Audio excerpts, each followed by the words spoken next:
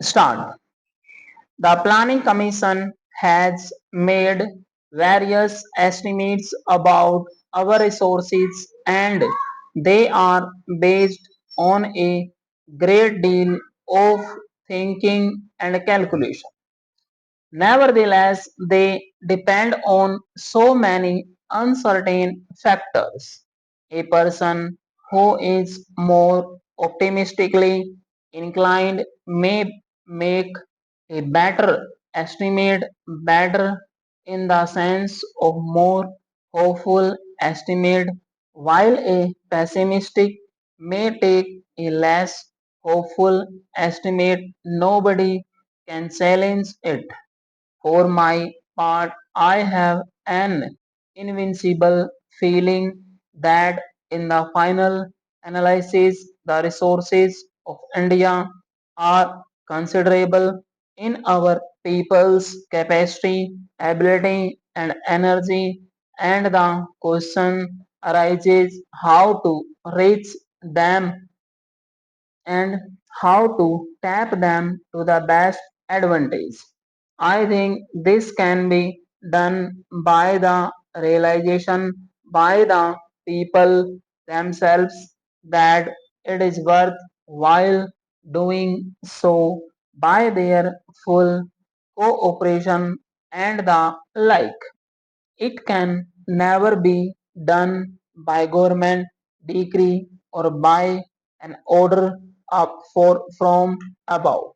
Therefore, it becomes important that our people should realize and understand fully what this process of planning is. Therefore, we tried to a considerable extent to get the cooperation of as many people as possible, even at the district level, apart from a large number of groups of various kinds. I think it may be well said that India is very conscious of planning today. I was reading a foreigner's book the other day in which he says that in India you cannot get away from this planning business. He had written it in slight irritation. Whatever you talk about, somehow they lead you to the question of planning as though everything depended on planning everywhere. Well, whether his irritation was justified or not, I was glad to read that a person with no great sympathy for what we were doing felt enveloped by some kind of an atmosphere of planning. Everybody can talk of planning, of course, everybody who talks of planning may know very little about planning. That is not the point, but it is true that India is very much planning conscious, and I think it is a great gain. When I say planning conscious, I mean, of course, planning conscious in the democratic structure that we possess, that is, we are proceeding with democratic planning. I am not criticizing any country that may not plan or any country that plans in some other way, authoritarian or some other way. It is none of my business to criticize other countries. They have to meet their programs and it is up to them to decide how to meet them. They can judge their own people. But so far as we are concerned in this country, people believe that we should endeavor to plan by the democratic method. Planning in a small way has often been done and is often done elsewhere.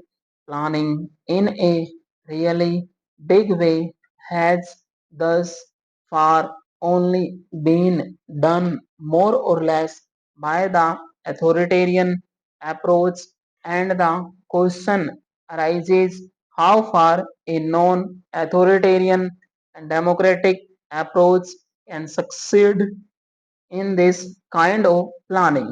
I believe it can, and not only that, I believe it can ultimately succeed better, nor perhaps in yielding such great results quickly, but in laying a surer foundation and more effective foundation not only for plant growth but for the type of society which we wish to develop in this country. Now we talk about the future in terms of socialist pattern of society and that can be interrupted in a variety of ways. I would beg this house to try to consider these great problems without using as far as possible words which have an emotional connotation because then it becomes a little difficult for us to argue about the real thing. We want a society in this country where there is equality, where there is social cohesion, where there are no firm classes separated from each other, and where there as opportunity for every single individual.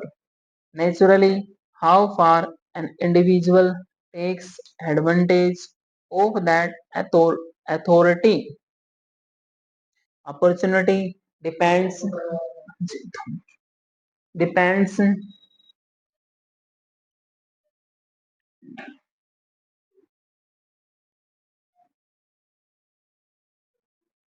a great deal on that individual, on his physical or mental or spiritual or whatever it is make up because everybody is not alike.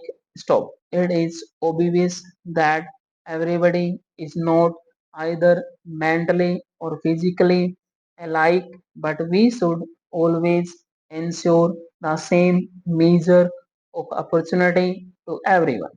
Now, it is not enough to say that we shall ensure the same measure of opportunity if the measure of opportunity is so low that there is a practical no opportunity.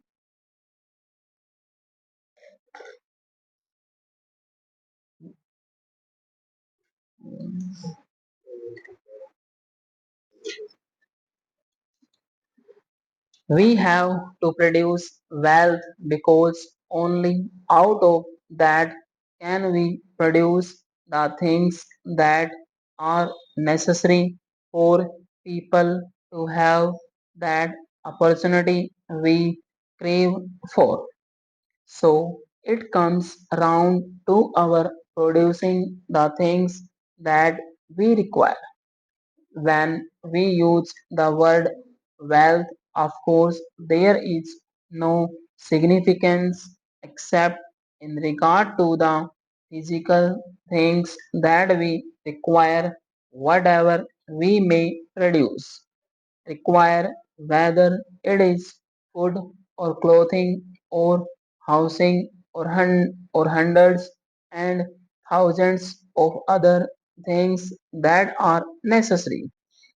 Education, health, and all that are the things that we require and that we want to place before everyone. How do we do that?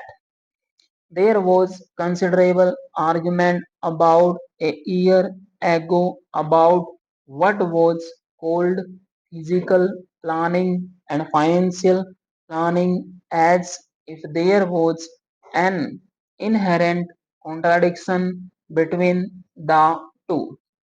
Many people thought that the use of this term physical planning was dangerous and was meant to turn our approach in a wrong and harmful direction. Now, I do not understand how there can be any planning of any kind without physical planning. Obviously, whatever you may plan, you have to plan for the goods, you have to plan for food. Stop.